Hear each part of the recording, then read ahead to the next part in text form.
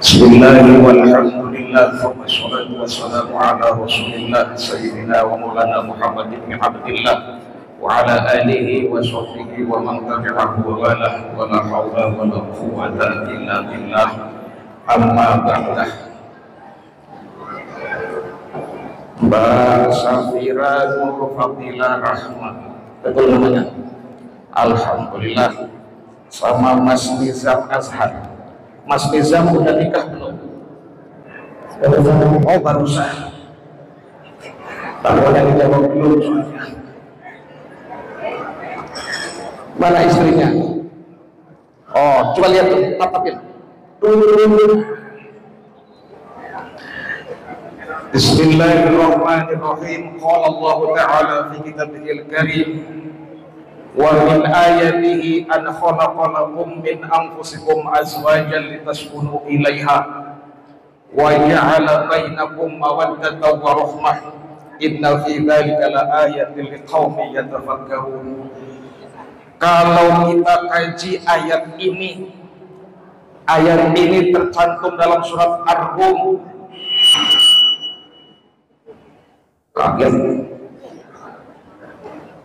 Jangan lama-lama katanya. Di situ tertulis wa min ayatihi, dan setengah atau sebagian dari tanda-tanda kebesaran Allah. An khalaqa, Allah menciptakan. Al khalaqa lakum min anfusikum azwaja, Allah ciptakan dari jenis kamu jodohan. Pakainya khalaqa, itu fi'il madhi yang berfaedah sayrurah. Tapi kalau ayat selanjutnya pakainya ja'ala, wa ja'ala bainakum mawaddatan wa rahmah, dan Allah menjadikan di antara kalian mawaddah dan rahmah. Kita bahas kenapa ketika Allah menyampaikan untuk menciptakan jodoh menyebutnya pakai khalaqa. Khalaqa artinya menciptakan. Kalau sudah menciptakan berarti Allah turun tangan langsung tanpa ada tanpa ada perantara apapun. Langsung Allah yang turun tangan. Boleh kita buktikan. Ketika kita mencari jodoh, mohon maaf, mungkin siapa yang belum punya jodoh dicari ke sana kemari, ke sana kemari, ke sana kemari. Bahkan sudah ketemu, sudah lamaran, tapi tinggal nunggu undangan beberapa hari lagi, suka ada yang gagal. Ada nggak yang begitu kira-kira? Ada. Tapi begitu kita tidak mencarinya, lagi duduk di sebuah tempat, mungkin di tempat yang mana cuma kenalan, sekedar kenalan bla bla bla bla, 3 hari jadi. Ada kira-kira seperti itu? Ini maka Allah mengucapkannya, menyampaikannya pakai khalaqa. Di sini sangat jelas sekali tanda-tanda kebesaran Allah diciptakannya jodohan. Namun ketika untuk membentuk mawaddah wa rahmah, wa ja'ala bainakum mawaddatan wa rahmah, Allah menjadikan, bukan menciptakan, dan Allah menjadikan di antara kalian mawaddah dan rahmah. Pakainya menjadikan, ini maksudnya untuk membentuk mawaddah dan rahmah itu adalah ambil dari suami istri itu sendiri. Sudah diciptakan kejodohan oleh Allah, silahkan bentuk mawaddah warahmah. Ini tujuan diciptakannya jodoh. Sebelumnya ayat menyampaikan litaskunu ilaiha, agar kalian terbentuk keluarga sakinah. Siapa yang bertanggung jawab dalam membentuk keluarga sakinah ini? Pakainya litaskunu itu untuk mudzakkar. Berarti maksudnya suami. Buktinya bagaimana? Ada dalam ayat lain Allah menyampaikan wa qulna ya adamuskun anta wa zaujukal jannah. Kata Allah, wahai Adam, bentuklah engkau keluarga sakinah bersama istrimu di surga. Yang dipanggil Adam, suami maksudnya. Jadi yang dipanggil laki-laki, berarti keluarga akan sakinah, mawaddah dan rahmah. Mawaddah warahmah terutama tergantung pada suaminya.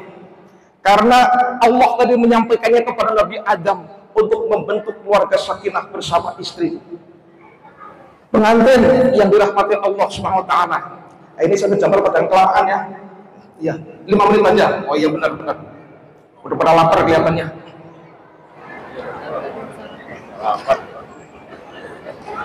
Keluarga itu dijadikan Allah Subhanahu wa taala beserta usaha kita terbagi dalam Al-Quran menjadi 4 bagian.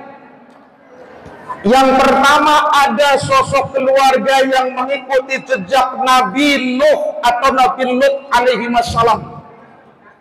Artinya sang suami beriman kepada Allah, sang suami tunduk ibadah kepada Allah, sang suami rajin ibadah kepada Allah, istrinya berbalik arah 180 derajat. Tidak mau beriman kepada Allah, tidak mau tunduk kepada Allah. Keluarga yang satu ini jangan harap ada yang namanya sakinah, mawaddah, warahmah. Istrinya Nabi Nuh namanya Wahilah. Siapa namanya? Wahilah. Apalin? Istrinya Nabi Lut namanya Wahilah. Siapa?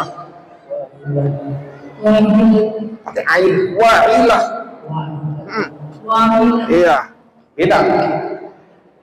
Dua-duanya ini hidup di hadapan suami yang soleh.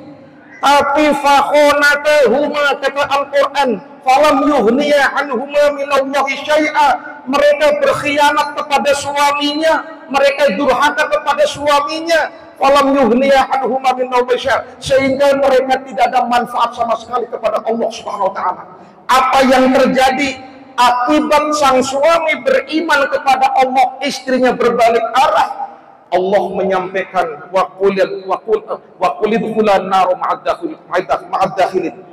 Silahkan waqulidkhulan nar ma'ad-dakhilin. Maaf. Silahkan wahai perempuan, istri yang kurang ajar, masuklah kalian ke dalam neraka bersama dengan orang-orang yang masuk kekal selama-lamanya. Na'udzubillah min dzalik.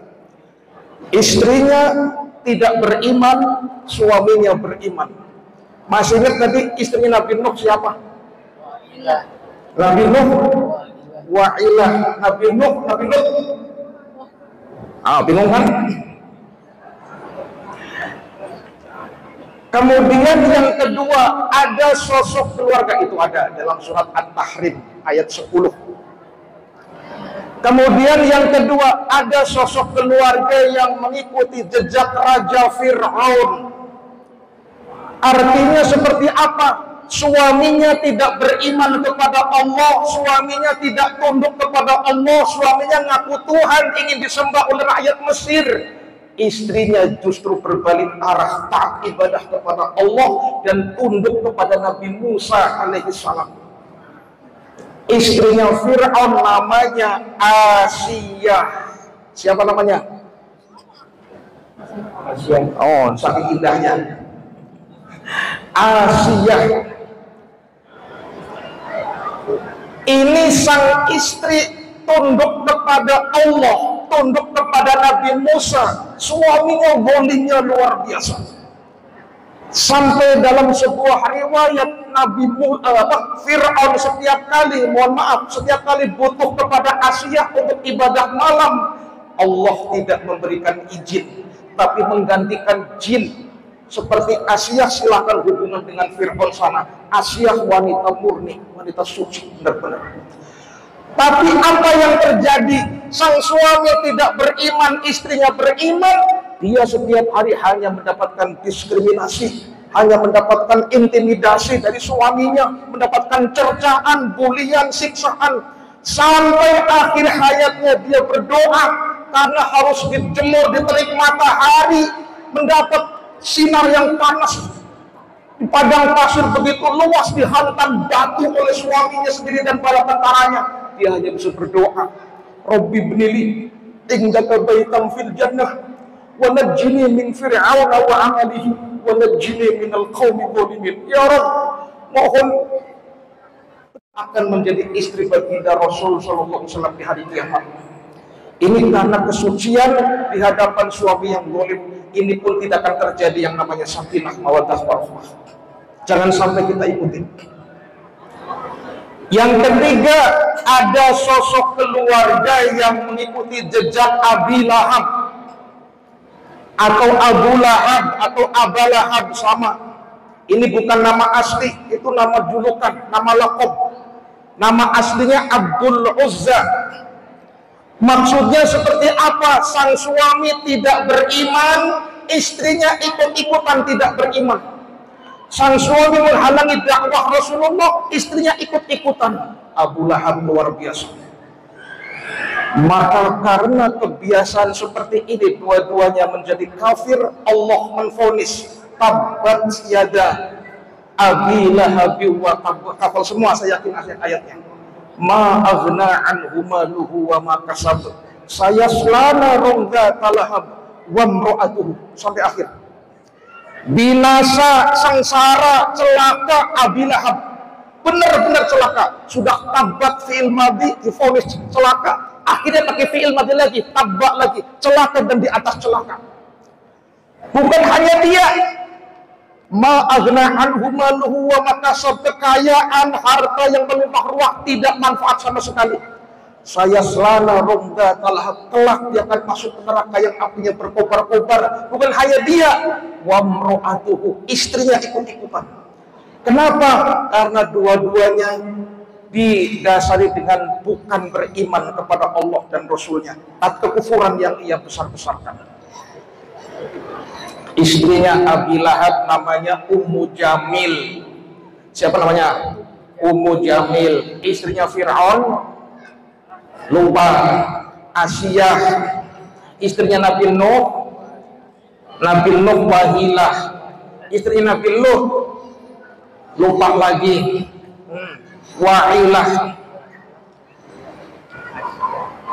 Kemudian keluarga yang terakhir yang kita idam-idamkan, ada sosok keluarga yang mengikuti jejak Nabi Ibrahim alaihi salatu wassalam. Artinya sang suami beriman kepada Allah, sang istri ikut-ikutan beriman kepada Allah. Sang suami tunduk dan patuh aturan Allah, istrinya ikut-ikutan tunduk dan patuh aturan Allah. Dua keluarga yang satu ini terjalin dan terjamin yang namanya sakinah mawaddah warahmah, sehingga akan terbentuk dzurriyyah thayyibah namanya, keturunan yang suci-suci. Pantas dari keturunan Nabi Ibrahim, dari Nabi Ismail lahir baginda, turun-temurun sekian kali lahir baginda Rasulullah sallallahu alaihi wasallam.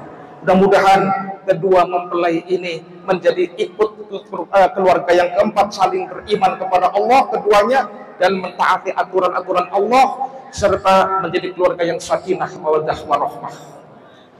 Yang terakhir, sebagai contoh aja, ada sebuah kisah. Ada seorang perempuan namanya Ummu Syurek. Ummu Syurek itu perempuan ngadu ke Rasulullah, ya Rasulullah, saya datang kepadamu mohon untuk dijadikan istrimu ya Rasul. Nabi waktu itu langsung menatap dari atas sampai bawah, dan beliau menundukkan kepalanya. Dalam bahasa hadis, fatok to arok sahu, menunduk begini, itu tandanya nggak mau. Setelah itu Ummu Syurek duduk, dan ada seorang anak muda langsung komen, ya Rasulullah, inam turid fazawwijniha, ya Rasul, kalau engkau tidak menghendaki, untuk saya saja deh. Ini jomblo. Rasulullah nanya, apakah kamu punya mas kawin? Waduh, nggak ada ya Rasul. Pulang dulu ambil mas kawinnya. Dia pulang, temui orang tuanya, nanya, ayah ibu ada mas kawin tidak? Kedua orang tuanya jawab, nak, aduh kasihan ayah ibu tidak punya mas kawin. Mau nikah kasihan amat nggak punya mas kawin, gimana ini? Datang lagi ke Rasulullah dalam kondisi galau. Tahu galau ya? Sedih. Ditanya sama Rasulullah. Dan dia jawab, ya Rasulullah, nggak ada ya Rasul, orang puasa nggak punya mas kawin. Nabi jawab, walau khotaman min hadid, meskipun cincin yang melingkar dari besi, nggak apa-apa, sini dari kawat boleh. Nggak ada ya Rasul. Walakin izari, ya Rasul, saya punya cuma sarung. Cuma kain sarung yang saya pakai ya Rasul. Nabi komentar, lah gimana? Sarung kamu pakai membuat mas kawin, kalau kamu pakai istrimu pakai apa? Kalau dipakai istrimu kamu pakai apa? Sampai Rasulullah tertawa kelihatan giginya. Si jomblo lagi kemudian putus asa pulang, dipanggil lagi, sini. Ada apa ya Rasulullah? Hal indaka syai'un minal Qur'an? Apakah kau punya hafal Quran? Ada hafal ya Rasul? Ada. Semua 30 juz? Oh enggak. Cuma 3 ayat, 3 surat. Yang kul itu. Qul huwallahu, qul a'udzu birabbil falaq, qul a'udzu birabbin nas. Di luar kepala? Iya, di luar kepala. Ya sudah, sini. Saya nikahkan engkau dengan mas kawin tersebut, hafal Quran tadi yang kau hafal. Namun ketika kau sudah nikah, silakan ajarkan istrimu pakai Al-Quran yang kau hafal itu. Subhanallah, ternyata bukan materi, bukan kekayaan yang didambakan yang akan menjadi sakinah wa taqwa rahmah, namun agama yang sangat kuat keduanya membentuk dunia akhirat sejahtera. Amin ya rabbal alamin. Wassalamualaikum warahmatullahi wabarakatuh. Alhamdulillah kami beserta keluarga turut berbahagia dan bisa menghadiri prosesi pernikahan Ananda Safira dan Nizam, putri daripada Bapak Haji Syafi'i.